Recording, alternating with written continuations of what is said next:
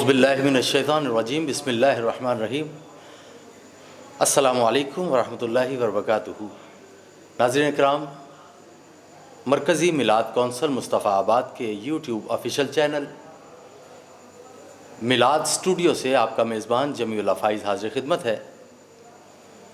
ماہ رمضان کی پرکیف ساعت تھے، الحمدللہ زندگی میں ایک مرتبہ پھر ہمیں میسر ہیں۔ ان پرکیف ساعتوں کو مزید پرکیف کرنے کے لیے آپ کی خدمت میں ہم دروس عقائد و مسائل کے عنوان سے پروگرام لے کر حاضر ہیں۔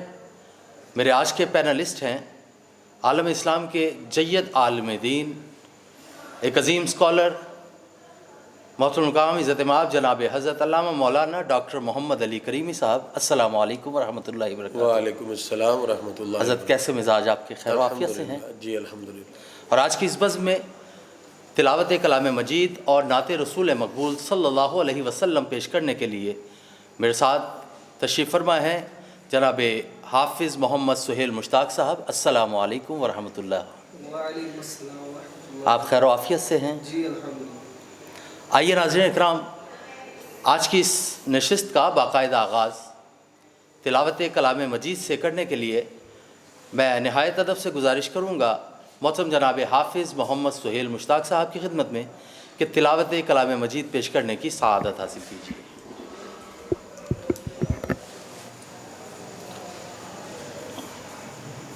اعوذ باللہ من الشیطان الرجیم،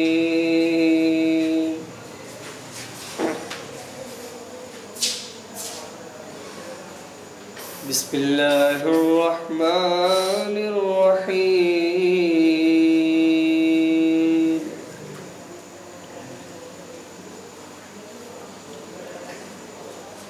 سبحان ربک رب العزة عما يصفون،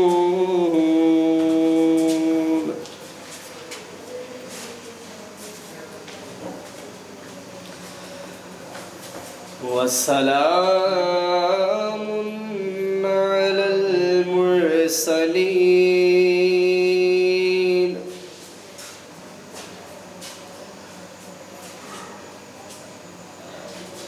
والحمد لله رب العالمين، صدق الله العظيم۔ سبحان اللہ، ماشاء اللہ، جزاک اللہ۔ ناظرین محترم، ہماری آج کی اس نشست کا عنوان ہے غزوہ بدر، اور اس پر مفصل انداز میں گفتگو فرمانے کے لیے ہمارے درمیان موجود ہیں ڈاکٹر محمد علی کریمی صاحب۔ ڈاکٹر صاحب، آپ کی خدمت عالیہ میں یہ سوال کہ جنگ بدر کے اسباب کیا تھے اور مسلمان بہت قلیل تعداد میں تھے، تو ان کی تیاری کیا تھی؟ میں گزارش کروں گا اس عنوان پر روشنی ڈالیے۔ بسم اللہ الرحمن الرحیم۔ وَلَقَدْ نَصَرَكُمُ اللَّهُ بِبَدْرٍ وَأَنْتُمْ أَذِلَّةٌ، صدق اللہ العظیم۔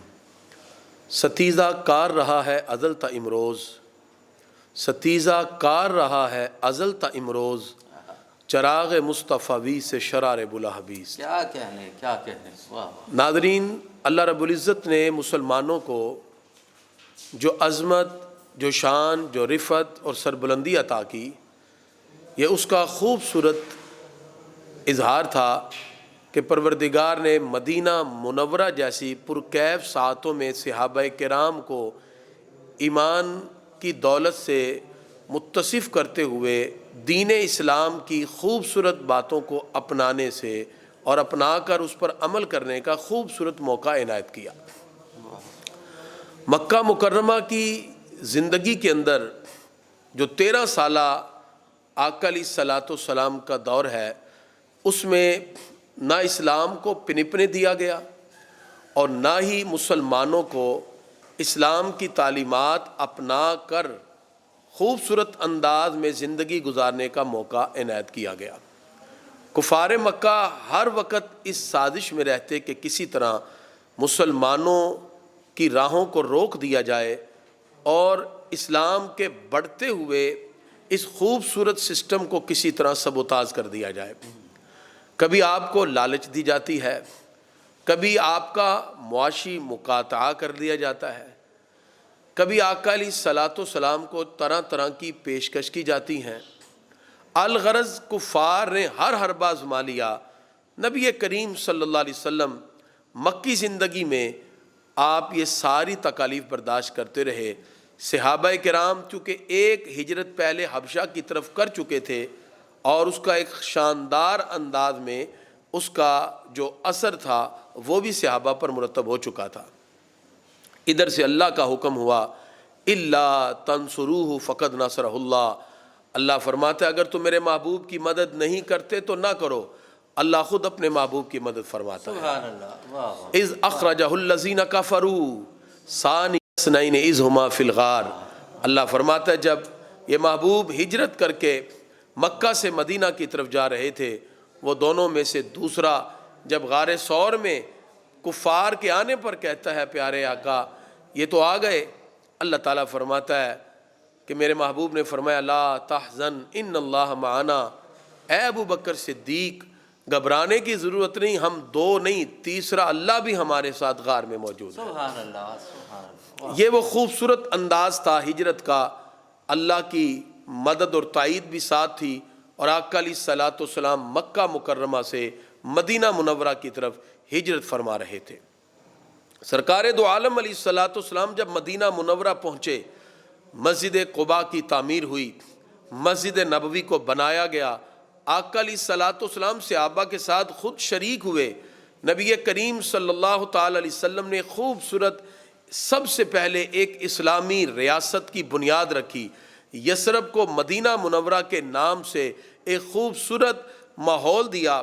جس وقت اسلام پھیلنے لگا تو غزوہ بدر کا پہلا سبب یہ ہے کہ مسلمانوں کی بڑھتی ہوئی اس خوبصورت کامیابی کو دیکھ کر وہ کفار مکہ جو ہر وقت اپنے دلوں میں پیچ و تاب کھانے والے تھے، وہ ان مسلمانوں کو صفحہ ہستی سے مٹانے کی ہر طرح سے کوشش کر رہے تھے۔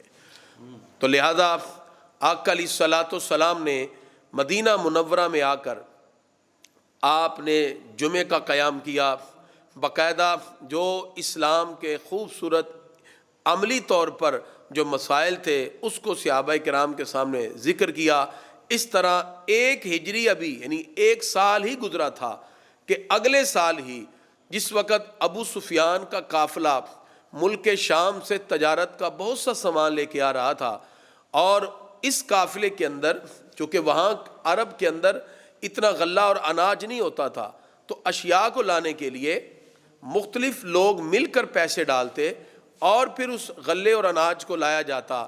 تو ملک شام سے لانے والا یہ سامان ابو سفیان جس کا قائد تھا، لیڈر تھا، وہ اس قافلے کو لا رہا تھا۔ اس میں تقریباً مکہ کے بڑے بڑے جو رؤساء تھے ان میں سے ہر ایک کا پیسہ اس میں شامل تھا۔ جس وقت وہ یہ سامان لے کے آ رہا ہے اس کو یہ فکر ہوئی کہ شاید میں گزروں گا جس شاہراہ سے، وہاں سے مدینہ منورہ قریب ہے، کہیں مسلمان میرے اس قافلے کو لوٹ نہ لیں، میرا اس سامان تجارت کو مسلمان لوٹ نہ لیں۔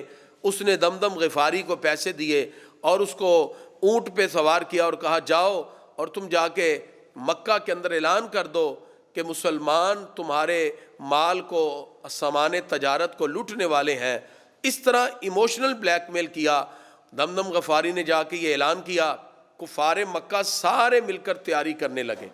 اب وہ یہ کہہ رہے تھے، چونکہ کبھی کبھی انسان اپنی انانیت کے خول میں اور اپنے تکبر و نخوت میں اتنا آگے بڑھ جاتا ہے کہ اس کو یہ بھی ہوش نہیں رہتا کہ وہ کون سا قدم اب اٹھانے لگا ہے۔ تکبر، نخوت کے یہ سارے معاملات کفار مکہ میں تھے۔ انہوں نے کہا کہ یہ مسلمان، مٹھی بھر مسلمان جو یہاں سے اب مدینہ میں چلے گئے، اگر آج یہ کھڑے ہوں گے تو کل کو ہمارے آنے والے ہر قافلے کو یہ روک سکتے ہیں۔ انہوں نے کہا کہ ہم کیوں نہ ان مٹھی بھر مسلمانوں کو ہی ختم کر دیں تاکہ ہماری شاہراہ تجارت بھی کھلی رہے، اور جو مسلمان یہاں سے مدینہ جا کے مقیم ہو گئے، جو دل کا ان کا بغض تھا، یہ بھی وہ بغض کا اظہار کرنا چاہتے تھے۔ ناظرین، اس خوب سے باطن کے اظہار کے لیے انہوں نے باقاعدہ تیاری مدینہ منورہ کی طرف جانے کے لیے کی۔ کفار مکہ نے چن چن کر لوگوں کو آپس میں مل کر رؤسائے قریش نے تیاری کا فیصلہ کیا۔ میں یہاں کہا کرتا ہوں کہ بدر کیا ہے؟ بدر تو عشق و محبت کی خوبصورت داستان کا نام ہے۔ سبحان پہلا مارکا حق و باطل کے درمیان، اللہ، وہ خوبصورت مارکا جس نے حق اور باطل کو جدا کر دیا، جس کو یوم الفرقان سے تعبیر کیا جاتا ہے۔ اگر کفار کی تیاری دیکھیں تو لگتا ہے اللہ آج دشمنان اسلام کو چن چن کر میدان کاراز میں لا کر ان کو ہزیمت سے دوچار کر کے بتا دینا چاہتا ہے کہ جو میرے محبوب کی طرف یا رسول اللہ صلی اللہ علیہ وسلم کے بارے میں کوئی ایسا وہ اپنے ذہن میں خیال لائے یا ان کے بارے میں کوئی ایسا پلان تیار کرے، پروردگار واضح کرتا ہے، طاقت ہو، غلبہ ہو، اسلحہ ہو اور نفری بھی زیادہ ہو اور فوج بھی مسلمانوں سے تعداد میں زیادہ ہو، لیکن جہاں پروردگار کی غیبی امداد آ جائے وہاں کفار کی ساری تدابیر فیل ہو جاتی ہیں۔ تو پروردگار نے جب اس تیاری کو دیکھیں، ابو جہل نے باقاعدہ طور پر بڑے بڑے رؤساء کو جن کا پیسہ اس سامان تجارت میں تھا اس کو تیار کیا، ان کو پرووک کرنے کے لیے طرح طرح کی باتیں کی۔ اب امیہ بن خلف، یہ حضرت بلال حبشی رضی اللہ تعالیٰ عنہ کا وہ آقا ہے جو نوجوانوں کے ہاتھ میں رسی پکڑا دیتا اور حضرت بلال کو گھسیٹا جاتا، یہ باقاعدہ طور پر یہ آنے کے لیے تیار نہیں ہوتا۔ اس کو ڈر تھا کہ کہیں میرا معاملہ ایسا نہ ہو کہ میں جاؤں اور مارا جاؤں۔ ابو جہل نے ایک ترکیب سوچی، اس نے شیشہ لیا، کنگھی لی اور سرما اور تیل لے کے آ گیا۔ اس نے کہا یہ پکڑو تیل، لگاؤ عورتوں کی طرح یہاں بیٹھو، اور جو مکہ کے بڑے بڑے اس وقت لوگ ہیں وہ سارے میدان کاراز میں جا رہے ہیں۔ اب اس کو غیرت دلائی، جب غیرت دلائی تو وہ بھی کھڑا ہوا، اس نے کہا میں بھی چلتا ہوں۔ عتبہ بھی، شیبہ بھی، یہ سارے کفار جن کو تیار کیا، اور یہ وہ لوگ تھے جنہوں نے مکہ مکرمہ میں آقا علیہ الصلوۃ والسلام کو طرح طرح کی تکلیفیں دیں۔ نبی کریم صلی اللہ تعالی وسلم نماز پڑھتے ہیں تو آپ صلی اللہ علیہ وسلم کی پشت پر اوجی رکھ دی جاتی ہے، نعوذ باللہ۔ نبی کریم صلی اللہ علیہ وسلم اعلان کے لیے، اعلان تبلیغ کے لیے باہر نکلتے ہیں، آقا علیہ الصلوۃ والسلام کو سب و شتم کا نشانہ بنایا جاتا ہے۔ نبی کریم صلی اللہ علیہ وسلم کے راستوں میں کانٹے بچھائے گئے۔ کون کون سی تکلیف تھی جو ان کفار نے نہ دی؟ یہ رؤساء قریش اپنی طاقت کے بلبوتے پر اور تکبر نخوت میں ڈوب کر اپنی ایگو اور انانیت کے خول کے اندر یہ سمجھتے تھے کہ شاید ہم سب سے زیادہ طاقتور ہیں، ہمارا کون مقابلہ کر سکتا ہے۔ کفار مکہ نے تیاری کی اور لشکر تیار ہوا جس کے تقریباً 900 950 اور بعض مفسرین نے اور بعض مورخین نے 1000 تک کی تعداد بتائی، جن کے پاس اونٹ بھی ہیں، زرہ بھی ہے، گھوڑے بھی ہیں اور مکمل ان کے پاس جنگ کا سامان ہے۔ ادھر سے کفار مکہ کی جب تیاری ہوئی تو مسلمانوں کو بھی خبر پہنچی۔ اب مسلمانوں کی تیاری کا حال بھی سنیں۔ ہمارے پیارے نبی صلی اللہ علیہ وسلم نے صحابہ کو جمع کیا۔ یہ چونکہ پہلا مارکہ ہے، یہ پہلا موقع تھا کہ کفر سے آمنے سامنے نبرد آزما ہونا تھا۔ کفر تو ہمیشہ سے اسلام کو مٹانے میں لگا ہے۔ اللہ تعالیٰ قرآن مجید میں ارشاد فرماتا ہے یہ لوگ چاہتے ہیں لیطفئوا نور اللہ، کہ وہ اللہ کے نور کو بجھا دیں، لیکن پروردگار جس شمع کو روشن کر دے اس شمع کو کوئی بجھا نہیں سکتا۔ فانوس بن کر جس کی حفاظت ہوا کرے وہ شمع کیا بجھے جسے روشن خدا کرے۔ اللہ رب العزت نے اپنے محبوب کی حفاظت کا ذمہ خود لیا ہے۔ پروردگار اپنے محبوب کی امداد کا بھی، صحابہ کرام سے امداد کا بھی وعدہ فرماتا ہے، لیکن آقا علیہ الصلوۃ والسلام نے سب کو بٹھایا، مشاورت کی اور کہا ہمیں کیا کرنا چاہیے، کیا ہم مدینہ میں رہ کر لڑیں یا باہر آئیں؟ مختلف مشاورت کے ساتھ بات ہوئی، ہمیں کیسے جانا چاہیے، جانا چاہیے کہ نہیں جانا چاہیے؟ یہ سوالات چند انداز میں آقا علیہ الصلوۃ والسلام نے صحابہ کے سامنے پیش کیے۔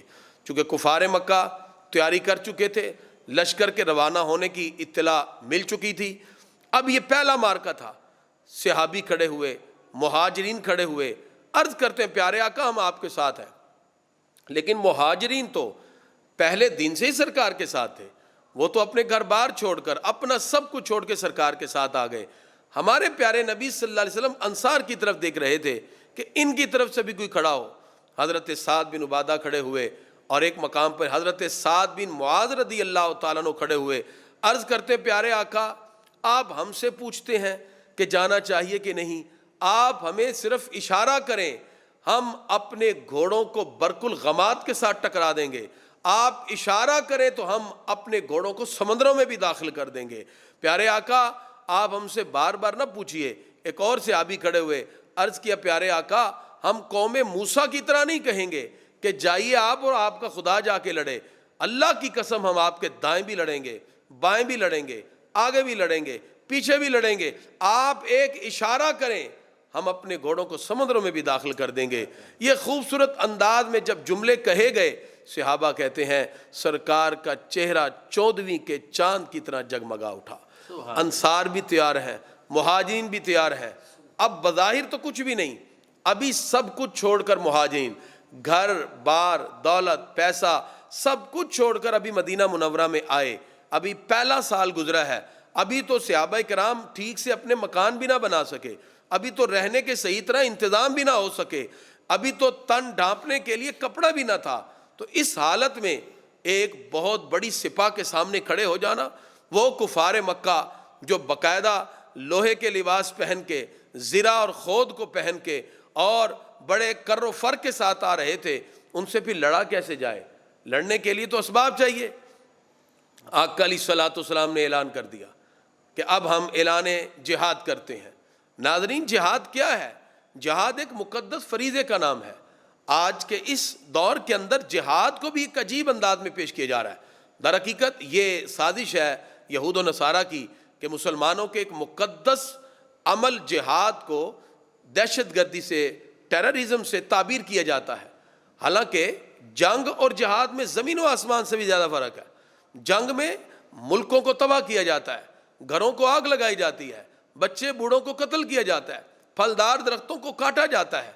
جنگ کے اندر نہ کوئی اصول ہیں, نہ کوئی قواعد ہیں, نہ کوئی پیرامیٹرز ہیں جس کو فالو کیا جائے اور اس کے مطابق کسی ملک کی طرف اگر جایا جائے تو وہاں حملہ کیا جائے. جہاد اس سے الگ ہے. جہاد ایک مقدس عبادت ہے. دوران جہاد نماز چھوڑنے کی اجازت نہیں.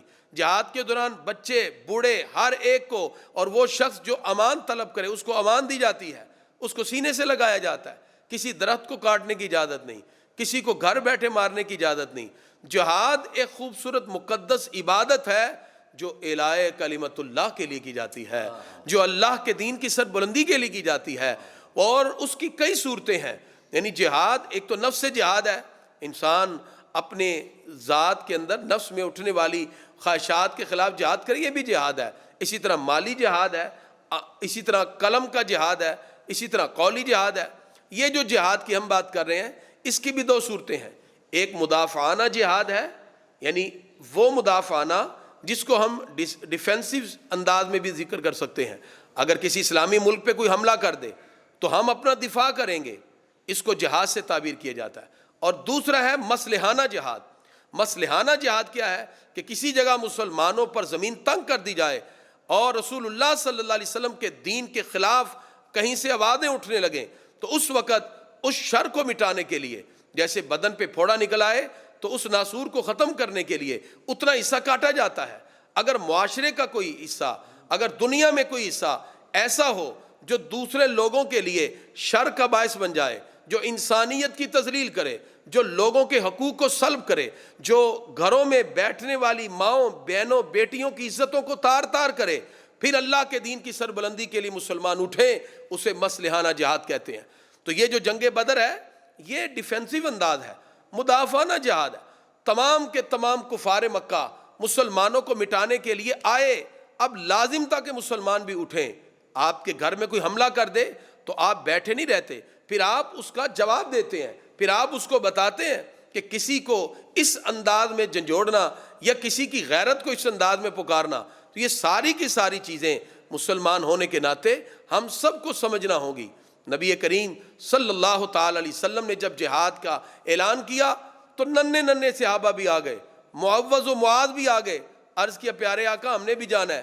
سرکار نے فرمایا نہیں ابھی تم چھوٹے ہو. معاذ بڑے تھے. فرمایا چلو آپ آ جاؤ.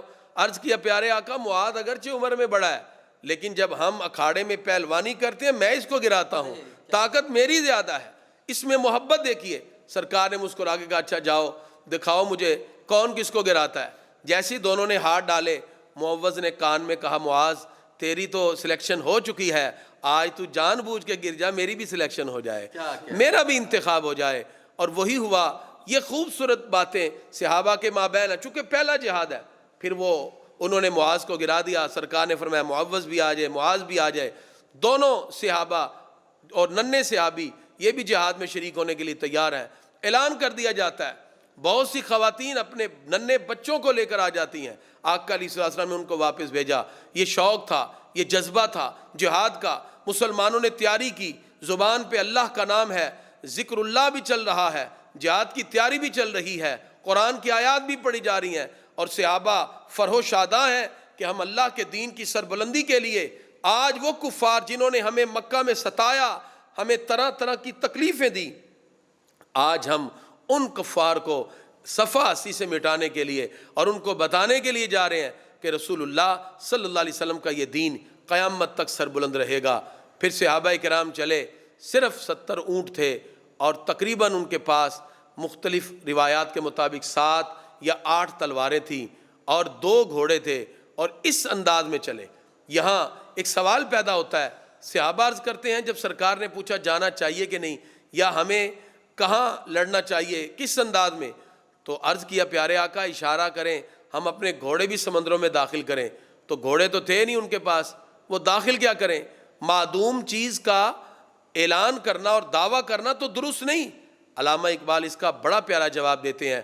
آپ فرماتے ہیں ہر کے عشق مصطفیٰ سامان اوست, بحر و بر در گوشائے دامان اوست. کہا کیا ہوا اگر ان کے پاس گھوڑے نہ تھے. جن کے دلوں میں سرکار کی سچی محبت آ جائے دنیا کی ساری نعمتیں اللہ پھر ان کے قدموں میں ڈال دیتا ہے. اور وہی ہوا. پھر دنیا کی ساری نعمتیں ان کے قدموں میں آئیں کیونکہ ان کے دل میں سرکار کی سچی محبت تھی, سرکار کا سچا عشق تھا. یہ رسول اللہ صلی اللہ علیہ وسلم کے دین کی سربلندی کے لیے میدان عمل میں اترے. ناظرین اب یہاں نہ سواریاں ہیں, صحابہ کے تن ڈھانپنے کے کپڑے تک نہ تھے. اب 2 3 لوگوں کی سواری کا انتخاب, ایک سواری پر 3 افراد ہیں. پہلے ایک سوار ہوتا ہے, 2 پیدل چلتے ہیں, پھر ایک سوار ہوتا ہے, پھر 2. اس طرح کر کے اس سفر کو طے کیا گیا. مدینہ شریف سے بدر کی طرف جاتے ہوئے صحابہ کرام محبت, شوق, آقا علیہ الصلوۃ والسلام کی الفت, رسول اللہ صلی اللہ علیہ وسلم کی قیادت, اسلام کی سربلندی, دین اسلام کی احیاء کے خوبصورت جذبات کو لے کر جس وقت بدر کی طرف جاتے ہیں, پروردگار بھی ان مٹھی بھر مسلمانوں کی وہ عظمتیں پھر قرآن میں ذکر کرتا ہے جن کی تعداد 313 یا 315 کے قریب ہے. آقا علیہ الصلوۃ والسلام ان عظیم ہستیوں کے ساتھ, آقا علیہ الصلوۃ والسلام صحابہ کرام کی قیادت کرتے ہوئے بدر کی طرف روانہ ہے. اور ادھر سے کفار مکہ جو آ رہے ہیں, اونٹ ذبح ہوتے ہیں اور رات کو کباب بنتے ہیں, اس کو کھایا جاتا ہے. مختلف لاہو و لعب کے پروگرام کفار مکہ کے لشکر میں جاری ہیں. ادھر صحابہ ہیں جن کی راتیں قرآن پڑھنے میں گزر رہی ہیں, جو کبھی نوافل میں ہیں, کبھی اللہ کا نام لے رہے ہیں, کبھی آیات بینات کی تلاوت ہے, کبھی توبہ استغفار ہے, کبھی اللہ رب العزت کے خوبصورت محبوب کا نام نامی اس میں گرامی ہے. اس محبت, اس شوق, اس جذبے کے ساتھ صحابہ کرام میدان عمل میں گئے. تو بنیادی طور پر جو بدر کے اسباب ہیں اس میں ایک تو کفار مکہ اور رؤسائے قریش کا وہ جلن ہے, وہ اسلام کے خلاف دشمنی تھی جس کی وجہ سے یہ سارے کا سارا معاملہ پیش آیا. پھر عمر بن حضرمی کے بارے میں بھی اسی کا جو سلسلہ رہا تاریخ نے لکھا, ایک یہ بھی سبب تھا. اور تیسرا ابو سفیان کا وہ جو لشکر تھا جس کو سامان تجارت کے ساتھ وہ لا رہا تھا ملک شام کی طرف, اس کو بچانے کا بھی یہ سلسلہ تھا. یہ چند اسباب ملے تو پھر بدر کا واقعہ رونما ہوا. اب راستے میں ابھی کفار مکہ تھے تو پتہ چلا ابو سفیان قافلے کے ساتھ صحیح سلامت وہاں سے گزر چکا ہے, جو شہراء شام سے مدینہ سے گزرتی ہوئی مکہ کی طرف آ رہی تھی. اب کفار مکہ ان کا پلان یہ تیار ہوا. کچھ لوگوں نے کہا بھی جب ہمارا جو سامان تجارت تھا وہ آ گیا ہے, اب ہمیں لڑنے کی کیا ضرورت. تو شیطان ایک بوڑھے شکل کی صورت میں نمودار ہوا. اس نے کہا نہیں اب واپس نہیں جانا, اب ہم ان کو ختم کر کے جائیں گے. ابو جہل بھی اس مقام پہ اٹھا, اس نے کہا ہاں آج موقع ہے, یہ مٹھی بھر مسلمان جو ہمیں ہمیشہ سے تنگ کرتے رہیں گے, آج ہم لشکر کے ساتھ ہیں, آج ہمارے پاس تلواریں ہیں, خود ہیں, زرہ ہیں, یہ ساری چیزیں ہمارے پاس ہیں, آج ہم ان کو صفحہ 80 سے مٹا کے جائیں. تکبر نخوت کے ساتھ جب کفر اٹھا تو اہل ایمان اپنی محبتوں کو, سرکار کی الفت اور عشق کی خوبصورت دولت کو دل میں سجا کر محبوب خدا کی قیادت میں جب میدان عمل میں اترتے ہیں تو اللہ ایسی غیبی امداد عطا فرماتا ہے. اور وہ خوبصورت منظر پوری دنیا کے سامنے رکھا, نہ کسی آنکھ نے کبھی دیکھا, نہ کبھی وہ آنکھ دیکھ سکے گی. آسمان بھی حیرت زدہ تھا کہ یہ چند نوجوان, یہ چند مسلمان جو اپنے دل میں اسلام کی محبت کو بسا کر میدان عمل میں اترے ہیں, کیا ان کے خوبصورت جذبات ہیں. پھر پروردگار نے وہ غیبی امداد جو رب قدوس نے دینے کا وعدہ کیا, پھر اللہ نے وہ امداد بھی بھیجی, اور پروردگار نے پھر صحابہ کرام کو وہ عظمت عطا کی. پھر مسلمانوں کو وہ عظمت ملی کہ کفار جو تکبر سے آیا, رب نے پھر اس کے تکبر کو خاک میں بھی ملایا. سبحان اللہ, سبحان اللہ.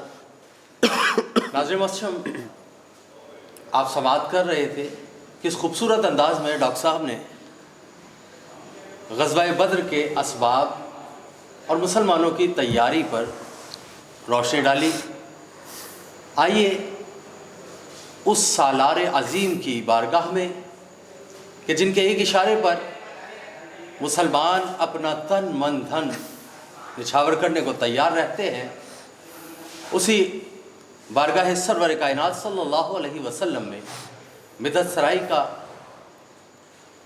شرف حاصل کر رہے ہیں. ہماری آج کی نشست میں ہمارے ساتھ موجود ہیں داتا نگر کے عظیم ثناخوان رسول محترم جناب حافظ محمد سہیل مشتاق صاحب. آپ سے گزارش کے بارگاہ سرور کائنات میں مدحت سرائی کی سعادت حاصل فرمائیے.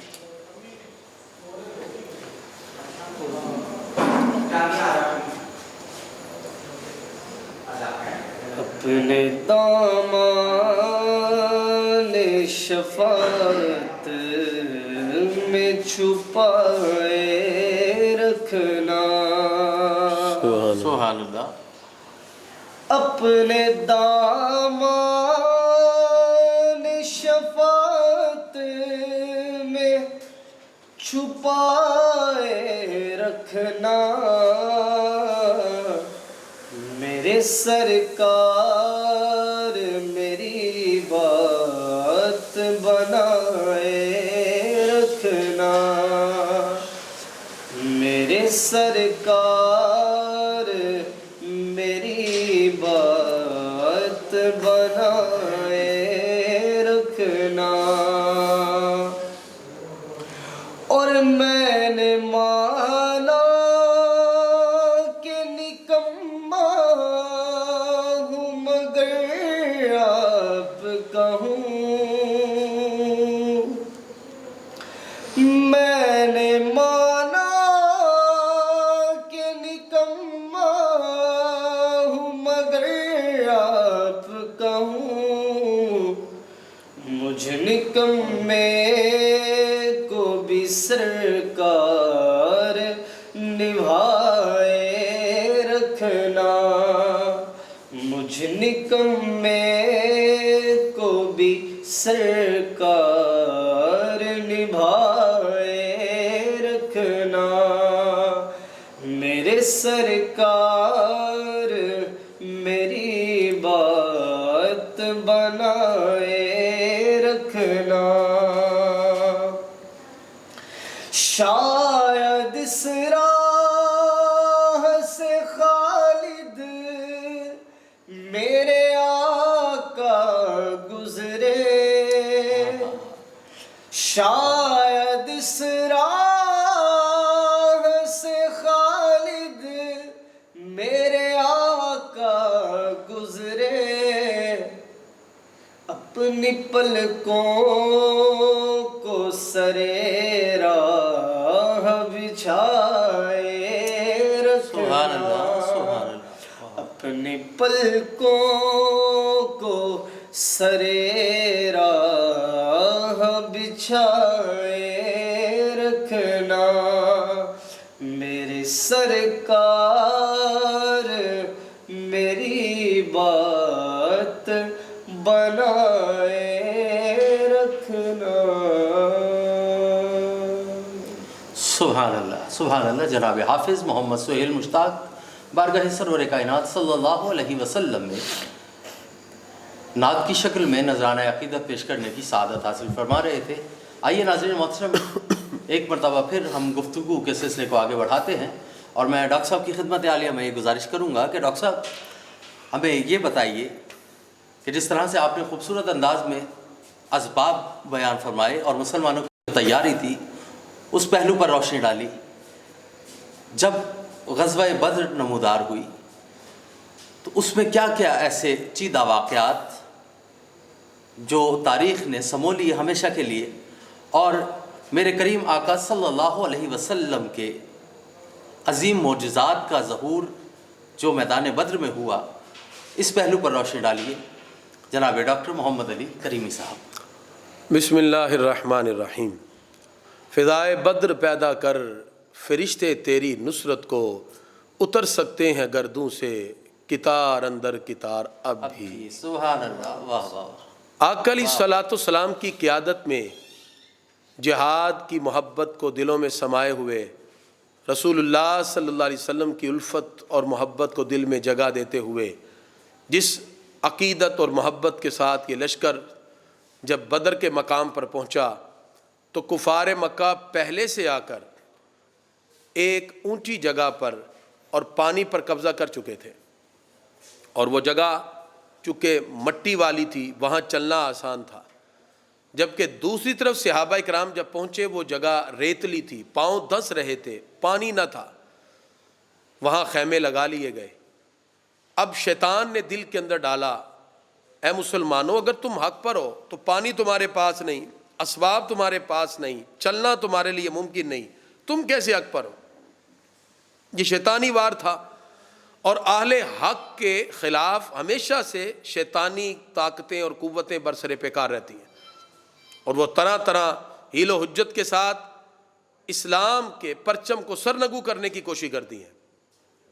جس وقت یہ معاملہ ہوا دلوں میں یہ بات آئی، اللہ نے سب سے پہلی غیبی امداد یہ کی، رب قدوس نے موسلا دار بارش عطا فرما دی۔ سبحان اللہ سبحان۔ یہ وہ اللہ کی پہلی مدد تھی جس سے کفار کے ہاں کیچڑ بنا اور وہ پاؤں پھسلنے لگے، اور صحابہ کے پاؤں ریت پر جم گئے اور پاؤں ٹکنے لگے، اور پانی کو صحابہ نے جمع کیا، کوئی وضو کر رہا ہے، کوئی غسل کر رہا ہے، اللہ نے وافر مقدار میں بارش کی صورت میں صحابہ کرام کو پانی عطا فرما دیا۔ سبحان اللہ سبحان۔ دل کی راحتیں نصیب ہوئیں۔ ناظرین کرام، 17 رمضان المبارک 2 ہجری کو نبی کریم صلی اللہ تعالی علیہ وسلم کی قیادت میں مٹھی بھر یہ مسلمان آقا دو جہاں صلی اللہ تعالی علیہ وسلم کی وہ خوبصورت باتوں کو دل میں سما کر فرح و شاداں ہوتے ہیں، خیمے لگ جاتے ہیں، اور ہر صحابی اپنے اپنے خیمے میں اللہ کے ذکر میں مشغول ہو جاتا ہے۔ ادھر سے کفار تھے، وہ اپنے اپنے خیموں میں اونٹ کو ذبح کر کے کباب بنا کے کھا رہے تھے، شراب پی رہے تھے، لاو و لعب میں مبتلا تھے، ناچ گانا جاری تھا، اور لاو و لعب میں وہ سارا وقت ضائع کر رہے تھے۔ ادھر سے مسلمان تھے جن کی راتیں اللہ کی بارگاہ میں قیام کرتے ہوئے اور قرآن کی تلاوت کرتے ہوئے گزر رہی تھی۔ بدر سے ایک رات پہلے آقا علیہ الصلوۃ والسلام بھی اللہ کی بارگاہ میں سر بسجود ہوتے ہیں، تمام سپاہیوں کو مسلمانوں کو سونے کا حکم دیا، اور سرکار نے تلقین کی کہ صبح بہت بڑا مارکا ہے اور تم سب سو جاؤ تاکہ اچھی طرح نیند لے لو، اور ہم نے کل باطل کے سامنے ٹکرانا ہے۔ آقا علیہ الصلوۃ والسلام یہ ہدایت دے کے اپنے خیمے میں آئے، قرآن کی تلاوت میں مشغول ہوئے، عبادت اور عیادت میں مشغول ہوئے۔ وہ صحابہ جن کے دلوں میں محبوب خدا کی محبت جلوہ گر تھی وہ بھی کہاں سونے والے تھے۔ آقا علیہ الصلوۃ والسلام خیموں کا جب مشاہدہ کرنے باہر نکلے، کہیں سے اللہ کے قرآن کی آواز آ رہی ہے، کہیں نوافل پڑھے جا رہے ہیں، کہیں دعاؤں کا سلسلہ جاری ہے۔ آقا علیہ الصلوۃ والسلام بڑے خوش ہوئے، یہ رات کٹ گئی۔ صبح کے وقت آقا علیہ الصلوۃ والسلام نے فجر کی نماز پڑھائی، عظیم خطبہ ارشاد فرمایا۔ آقا دو جہاں صلی اللہ علیہ وسلم خطبہ کے بعد آپ نے صفوں کو ترتیب دیا، صحابہ کرام کی لائنیں بنائیں۔ آقا علیہ الصلوۃ والسلام کے دست مبارک میں ایک عصا ہے، ایک چھڑی ہے، آپ اس چھڑی سے نشان لگاتے ہیں، لائن میں سیدھا کرتے ہیں۔ حضرت سواد تھوڑے سے آگے نکلے ہیں اور ان کا پیٹ بھی بڑا تھا، سرکار نے ان کے پیٹ پر چھڑی ہلکی سی لگائی اور کہا سواد استوی یا سواد، اے سواد اپنی لائن میں آ جا، تو سیدھا ہو جا۔ جس وقت حضرت سواد سے یہ معاملہ ہوا، آگے آقا علیہ الصلوۃ والسلام بڑھتے گئے، لائنیں سیدھی ہو گئیں۔ حضرت سواد نے عرض کیا پیارے آقا آپ سے گزارش ہے۔ آقا علیہ الصلوۃ والسلام نے فرمایا ہاں۔ عرض کیا پیارے آقا آپ تو عدل و انصاف سکھانے والے ہیں۔ آپ نے کہا بالکل۔ عرض کیا پیارے آقا ابھی آپ نے چھڑی میرے پیٹ پر لگائی ہے، مجھے اس سے تکلیف پہنچی ہے، میں اس کا بدلہ لینا چاہتا ہوں۔ صحابہ حیران تھے، حضرت سواد کو کیا ہوا؟ سرکار نے کہا لو سواد، کہا عرض کیا پیارے آقا جب آپ نے چھڑی میرے پیٹ پہ ماری اس وقت میرے پیٹ پہ کپڑا نہیں تھا، آپ بھی کپڑا اٹھائیے۔ سرکار نے چھڑی دی، کپڑا اٹھایا، صحابہ پریشان یہ کیا ہوا؟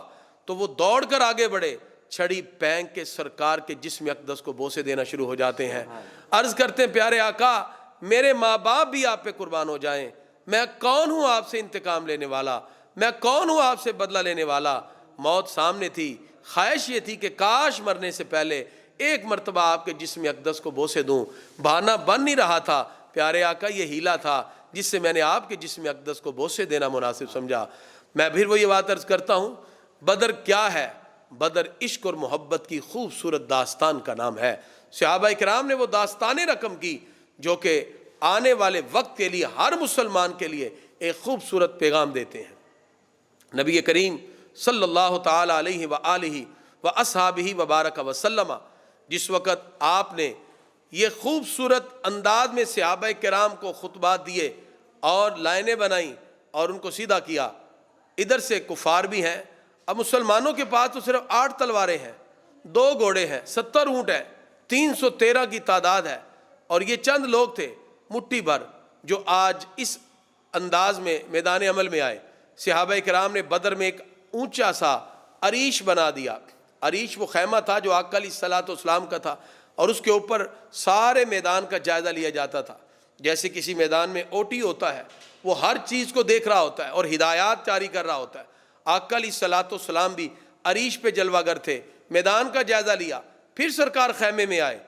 آقا علیہ الصلوۃ والسلام نے اپنا سر سجدے میں رکھا، رب کی بارگاہ میں دعا کی، اور دعا کرتے کرتے سرکار کھڑے ہوئے، اپنے ہاتھوں کو اٹھایا، یہاں تک کہ چادر بھی گر گئی۔ اس وقت صحابہ کرام نے آپس میں مشورہ کیا آج بدر میں سرکار کی حفاظت کے لیے کون مقرر ہوگا؟ حضرت ابوبکر صدیق رضی اللہ عنہ تلوار لے کے سرکار کے خیمے کے باہر کھڑے ہیں۔ آپ اندر داخل ہوئے، سرکار کی چادر اٹھا کے کندھے پہ رکھی اور کہا پیارے محبوب گھبرائے نہیں، رب نے جو آپ سے وعدہ کیا اللہ وعدہ ضرور پورا کرے گا۔ ادھر سے کفار کر و فر تکبر کے ساتھ لائنیں بنا کے کھڑے تھے، اور ان کے دلوں میں غصہ تھا، غیظ تھا، غضب تھا کہ کسی طرح مسلمانوں کو صفحہ ہستی سے مٹا دیں۔ آج جو کفر اسلام کو مٹانے کے لیے آیا، اسلام سے نبرد آزما ہے، حق و باطل کے درمیان یہ پہلا مارکا جب کفار یہ ساری تیاری کر کے کھڑا ہے۔ ادھر سے صحابہ کرام اللہ رب العزت کے فضل سے لائنیں بنا کر کھڑے، پروردگار نے ایک اور امداد ان کی فرمائی، اللہ تعالیٰ نے صحابہ کی نظروں میں کفار کو تھوڑا کر دیا اور کافروں کی نظروں میں مسلمانوں کو زیادہ کر دیا۔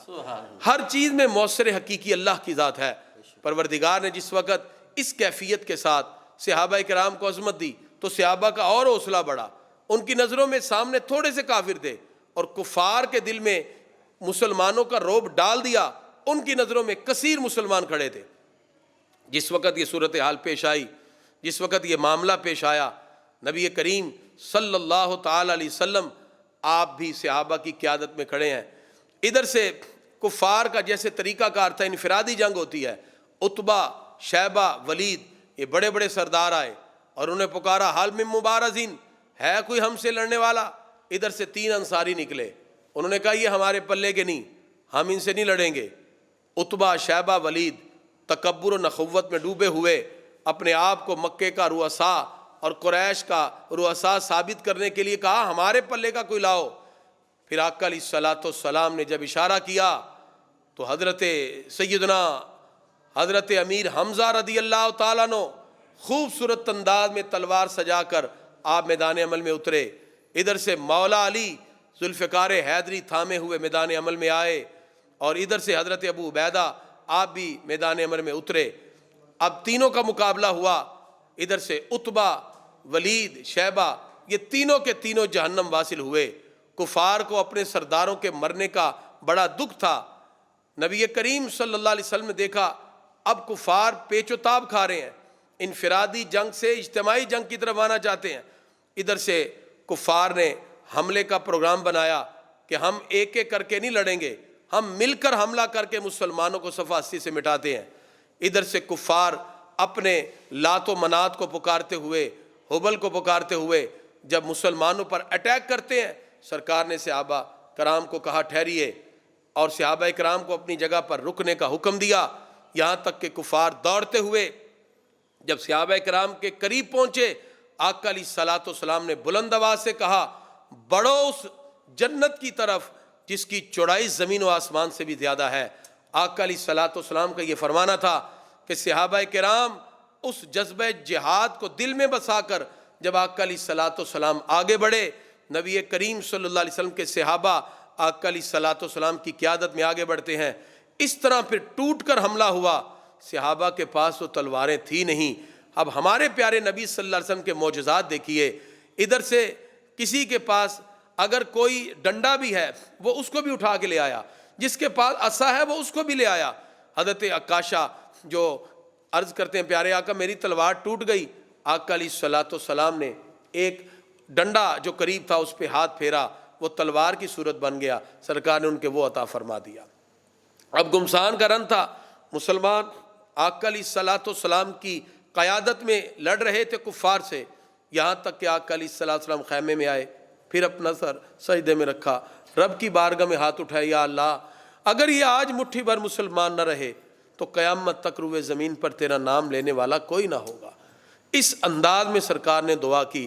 آقا علیہ الصلوۃ والسلام اشک بار ہیں, آنکھوں سے آنسو بہہ رہے ہیں, دل کے اندر آقا علیہ الصلوۃ والسلام اللہ کی بارگاہ سے التجا کرتے ہیں. پروردگار نے 1000 فرشتے سب سے پہلے بھیج کر مسلمانوں کی مدد فرمائی. آقا علیہ الصلوۃ والسلام خوش ہوئے, اور ابلیس جو اس وقت کفار کے ساتھ کھڑا تھا, جس وقت اس نے یہ حال دیکھا تو وہ وہاں سے دوڑتا ہوا بھاگ گیا. کفار نے کہا تم تو ہمیں لانے والے تھے. اس نے کہا جو میں دیکھ رہا ہوں وہ تم نہیں دیکھ رہے. ناظرین اب کیا ہوا, مسلمان شوق شہادت کو دل میں بسا کر میدان عمل میں اترے. ننھے ننھے چھوٹی چھوٹی تلواروں کے ساتھ صحابہ کرام لڑ رہے ہیں. ان کے پاس چونکہ اسباب جہاد نہ تھے, ان کے پاس اسباب حرب نہ تھے, لیکن کیا ہے, کوئی لکڑی اٹھا کے لڑ رہا ہے, کوئی ڈنڈے کے ساتھ لڑ رہا ہے, اور ان کے ساتھ جو لوہے کا لباس پہن کے آئے ہیں. لیکن اللہ کی طرف سے غیبی امداد تھی. اب یہ معجزات کا ظہور ہوا. آقا علیہ الصلوۃ والسلام خیمے میں ہیں, صحابہ دوڑ دوڑ کے آتے ہیں, سرکار سے آ کے بتاتے ہیں پیارے آقا اس کو بھی مار دیا, اس کو بھی مار دیا. ایک صحابی آئے, پیارے آقا ہم ادھر سے تلوار اٹھاتے ہیں, ادھر سے پہلے گردن کٹ جاتی ہے, ہمیں آواز آتی ہے اقدم یا حیزوم, اقدم یا حیزوم. ہمارے اندر تو حیزوم کوئی نہیں, یہ حیزوم کون ہے؟ آقا علیہ الصلوۃ والسلام نے فرمایا آج جبریل بھی گھوڑے پہ سوار ہو کے بدر میں آیا ہے. آج جس گھوڑے پر جبریل سوار ہے اس کا نام حیزوم ہے. اللہ تعالیٰ نے پھر 5000 فرشتے بھیجے, مسلمانوں کی مدد فرمائی. صحابہ کرام صرف تلوار اٹھاتے تھے, گردن کٹ کے پہلے گری ہوتی تھی. اللہ تعالیٰ نے وہ کافر جو تکبر کے ساتھ مسلمانوں کو مٹانے آئے, ان کے تکبر کو خاک میں ملایا, اسلام کے پرچم کو بلند فرما دیا. اب اسی حالت میں صحابہ کرام, کوئی سرجن نہیں, کوئی میڈیسن نہیں, کوئی دوا نہیں, کسی کی آنکھ نکل گئی, حضرت قتادہ آئے, پیارے آقا آنکھ نکل گئی. آقا علیہ السلام نے لعاب دہن لگایا, ادھر آنکھ رکھی تو پہلے سے زیادہ روشن ہو جاتی ہے. یہ سارے معجزات کا ظہور بدر میں ہوا. اب ننھے ننھے حضرت معوذ اور معاذ لڑ رہے ہیں, درمیان میں حضرت عبد الرحمن بن عوف رضی اللہ عنہ عرض کرتے ہیں چچا بتائیے ابو جہل کون ہے؟ ہم نے سنا ہے یہ وہ شخص ہے جس نے ہمارے آقا کو بڑی تکلیف دی, جس نے ہمارے آقا کو بڑا نقصان پہنچایا. آپ بتائیے یہ کون ہے, یہ کس انداز میں ہمارے آقا کو تکلیف دیتا رہا. اسی اسنا میں رجز پڑھتے ہوئے، اشعار پڑھتے ہوئے ابو جہل گھوڑے پر سوار ہو کے وہاں سے گزرا۔ حضرت عبد الرحمن بن عوف رضی اللہ عنہ نے کہا وہ ہے دشمن خدا اور رسول، وہ ہے اس امت کا فرعون ابو جہل جس نے سرکار کو بڑی تکلیفیں دی۔ وہ ننھے ننھے معوذ و معاذ چھوٹی چھوٹی چھریوں کے ساتھ لڑنے والے، چھوٹے چھوٹے ان کے پاس تلواریں تھیں، وہ اسی کو لے کر دوڑے اور بھاگے، اور بھاگ کر عقاب اور شاہین کی طرح جھپٹے اور مار مار کے چھوٹی چھوٹی تلواروں سے ابو جہل کو نیچے گرا دیا۔ اور جب نیچے گرایا اور تلواریں مار مار کر جس وقت ابو جہل کو بالکل نبرد آزما کیا، اس کو مارنے کے قریب کیا، پھر آگے بڑھ کر اس کی گردن کاٹی۔ اکرمہ بن ابی جہل نے جب یہ دیکھا تو دوڑ کر آگے بڑھا اور جلدی سے وار کر کے معاذ کی بازو کو کاٹ دیا۔ معاذ کا بازو کٹ رہا ہے اور کٹ کے ایک طرف ڈھڑک رہا ہے۔ اپنے پاؤں کے نیچے معاذ نے اس بازو کو لیا، جھٹکا دے کر اس کو جدا کیا، یہاں تک کہ مورخین نے لکھا جنگ ختم ہونے کے بعد سرکار نے وہی بازو لعاب دہن کے ساتھ پھر وہیں رکھا تو پہلے کی طرح ٹھیک ہو جاتا ہے۔ نہ کوئی سرجن ہے، نہ کوئی دوائی ہے، نہ کوئی میڈیسن ہے، سرکار کا لعاب دہن ہے۔ کبھی حضرت قتادہ کی آنکھ ٹھیک ہو رہی ہے، کبھی کٹے بازو جڑ رہے ہیں۔ یہ دونوں دوڑے اور دوڑ کے سرکار کی بارگاہ میں خوشخبری دینے کے لیے گئے، پیارے آقا آپ کے دشمن ابو جہل کو ہم نے نیست و نابود کر دیا۔ سرکار نے فرمایا تم نے اپنی چھریوں کو دھویا تو نہیں، خون صاف تو نہیں کیا؟ عرض کیا نہیں۔ فرمایا دکھاؤ۔ دونوں کو دیکھ کے سرکار نے کہا ہاں تم سچے ہو، تم دونوں نے مل کر اس ابو جہل کو مارا ہے۔ اس طرح یہ سارے کے سارے اسلام کے دشمن امیہ بن خلف نے دوڑنے کی اور بھاگنے کی کوشش کی۔ ابو جہل جو مر چکا تھا، امیہ بن خلف جو حضرت بلال رضی اللہ عنہ کو تکلیفیں دیتا رہا، اس کی کوشش تھی کس نے جان بچا کے بھاگ جائے۔ حضرت بلال رضی اللہ عنہ نے دیکھ لیا اور کہا کہ یہ دشمن خدا اور رسول بھاگ رہا ہے، اور دوڑ کر اس کو مارا اور اس کو بھی جہنم واصل کیا۔ اس طرح 70 کفار جہنم واصل ہوئے، 70 ہی قیدی ہوئے، اور 14 مسلمان اس معرکہ حق و باطل میں شہادت کے درجے پر فائز ہوئے۔ پروردگار نے اپنا وعدہ پورا کیا۔ آقا علیہ الصلوۃ والسلام نے مسلمانوں سے کہا یہ کافروں کی لاشیں یہاں پڑی ہیں، ان کو کتے اور گدے نہ کھا جائیں، ان کو اٹھا کے اس کلیب بدر میں پھینک دیا جائے۔ آقا علیہ الصلوۃ والسلام آگے بڑھے، کنویں کی منڈیر پہ پاؤں رکھ کے پکارا یا ابا جہل، یا عتبہ، یا شیبہ، نام لیے۔ حضرت فاروق اعظم نے یہ سوال ہم جیسے لوگوں کے لیے کیا۔ آقا علیہ الصلوۃ والسلام سے عرض کرتے ہیں پیارے آقا یہ تو مر چکے ہیں، آپ مرے ہوئے سے باتیں کرتے ہیں۔ سرکار فرماتے ہیں عمر جن سے میں باتیں کر رہا ہوں وہ تم سے بھی زیادہ سننے والے ہیں۔ اگر اس امت کا فرعون ابو جہل اور کافر مرنے کے بعد سنتا ہے تو مومن مرنے کے بعد کیوں نہیں سن سکتا؟ سرکار نے خطاب کرتے ہوئے کہا جس چیز کا رب نے تم سے وعدہ کیا تھا وہ تمہیں مل گیا، اور جس چیز کا ہم سے وعدہ کیا ہمیں بھی مل گیا۔ اور سرکار سے وعدہ تھا مدد اور نصرت کا، کامیابی کا، فرمایا ہمیں وہ مل گیا۔ اور تم سے جو وعدہ تھا عذاب کا، کیا تمہیں بھی مل گیا؟ آقا علیہ السلام نے یہ خطاب کیا۔ مسلمان صحابہ کرام ان کی تجہیز و تکفین کی گئی۔ نبی کریم صلی اللہ علیہ وسلم پورے کر و فر کے ساتھ اپنے لشکر کو واپس لے کر لوٹتے ہیں، اور 70 قیدی اس میں آئے۔ آقا علیہ السلام نے پھر صحابہ میں بانٹ دیا، پھر ان کا فدیہ مقرر ہوا۔ جن کے پاس فدیہ نہ تھا وہ کچھ نہ کچھ پیسے دے کر جو قیمت مقرر ہوئی، وہ نہیں تو تعلیم دے کر وہ اپنی اپنی خلاصی پاتے رہے۔ بدر کیا ہے؟ عشق اور محبت کی داستان ہے۔ اسلام کا پہلا معرکہ حق و باطل کا، جس میں اسلام کے پرچم کو بلند کر دیا گیا۔ رسول اللہ صلی اللہ علیہ وسلم کے دین کی آبیاری کے لیے یہ وہ خوبصورت معرکہ تھا جس میں آنے والے اوقات کے اندر ایک خوبصورت انداز میں پھر یہ لوگ جو میدان عمل میں اتر کر اسلام کی سربلندی کے لیے سرکار کا ساتھ دے رہے تھے، انہوں نے پھر آگے بڑھ کر اسلام کا وہ خوبصورت انداز میں طرح امتیاز کے ساتھ وہ خوبصورت شاہکار مرتب کیا۔ آج پوری دنیا کے سامنے ہم وہ اسلام کا خوبصورت شجر دیکھ رہے ہیں جس کو خون جگر کے ساتھ صحابہ کرام نے آبیار کیا تھا۔ آج بھی مسلمانوں کو بدر کا یہی پیغام ہے، فضائے بدر پیدا کر، فرشتے تیری نصرت کو اتر سکتے ہیں گردوں سے، کتار اندر کتار اب بھی۔ آج بھی اگر ہم اپنے دلوں میں وہ مقام، وہ غیرت، وہ عزت، وہ محبت پیدا کریں، پروردگار آج بھی ہمارے لیے اسی طرح فرشتے غیبی امداد کے لیے بھیج سکتا ہے۔ بدر ہمیں سکھاتا ہے سرکار کی اطاعت، بدر ہمیں سکھاتا ہے کبھی بھی انسان اپنے اسلحہ پر اور اپنی طاقت پہ غور اور تکبر نہ کرے، بلکہ اللہ کی مدد اور امداد اور تائید پر غور و فکر کرے۔ رب کی غیبی امداد آ گئی، دنیا اور آخرت کی دونوں کامیابیاں انسان کے لیے متعلق ہو جاتی ہیں۔ مومن کبھی بھی جنگ آلات اور جنگ کے حرب کو نہیں دیکھتا، مومن کبھی بھی تلوار سے نہیں بلکہ قوت ایمان سے لڑتا ہے جو اللہ نے مومن کو عطا فرمائی۔ جباری و قہاری و قدوسی و جبروت، یہ چاروں عناصر ہوں تو بنتا ہے مسلمان۔ یہ اسلام کا خوبصورت امتیاز ہے جو ہمیں حقیقت کے ساتھ جوڑ دیتا ہے۔ میرے ہاتھ میں تھا جب تک میرے مصطفیٰ کا دامن، میرے پاؤں چومتی تھی یہی گردش زمانہ۔ اللہ تعالی ہم سب کو بدر کے اس عظیم واقعے کے جو میں نے خلاصتاً سمرائز کرتے ہوئے آپ کے سامنے پیش کیا، اس سے سبق حاصل کرتے ہوئے آقا علیہ الصلوۃ والسلام کی کامل اطاعت کرنے اور رسول اللہ صلی اللہ علیہ وسلم کے نقش قدم پر چلنے کی اللہ ہم سب کو توفیق عطا فرمائے۔ سبحان اللہ، سبحان اللہ۔ ناظرین محترم، کیا خوبصورت انداز میں جناب قبلہ ڈاکٹر محمد علی کریمی صاحب نے معرکہ بدر کے مختلف پہلوؤں پر روشنی ڈالی۔ اللہ کے حضور دعا ہے کہ اللہ تبارک و تعالی حضرت کے علم عمل میں اضافہ فرمائے اور ہمیں آپ کے علم سے مستفیض ہونے کی توفیق عطا فرمائے۔ آمین۔ اور ہم مشکور ہیں کہ حضرت کو جب بھی مدعو کیا گیا آپ اپنی مصروفیت سے وقت نکال کر تشریف لاتے ہیں۔ ناظرین محترم، پروگرام کے اختتام پر اللہ کے حضور دعا کے لیے ہاتھ اٹھاتے ہیں۔ اپنے میزبان جمیع اللہ فائز کو اجازت دیجیے، دعا کے لیے میں گزارش کروں گا محترم کام جناب ڈاکٹر محمد علی کریمی صاحب سے کہ دعا فرمائیے۔ بسم اللہ الرحمن الرحیم، الحمد للہ رب العالمین والعاقبۃ للمتقین والصلاۃ والسلام علی خیر خلقہ محمد وآلہ واصحابہ اجمعین۔ پروردگار، جو کچھ ہم نے کلمات طیبات کہے، نیک ہستیوں کا ذکر خیر ہوا، یا اللہ ان پاکیزہ ہستیوں کے صدقے، ان پاکیزہ ہستیوں کے پاکیزہ ذکر کے صدقے ہم سب کے گناہوں کو معاف فرما۔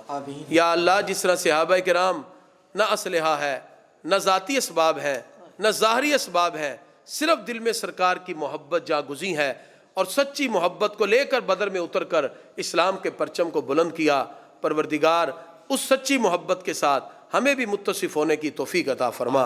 آقا علیہ الصلوۃ والسلام سے غیر مشروط محبت کرنے کا جذبہ عطا فرما۔ بے لوث عقیدت و محبت کے جذبات آقا علیہ الصلوۃ والسلام سے رکھنے کی توفیق عطا فرما۔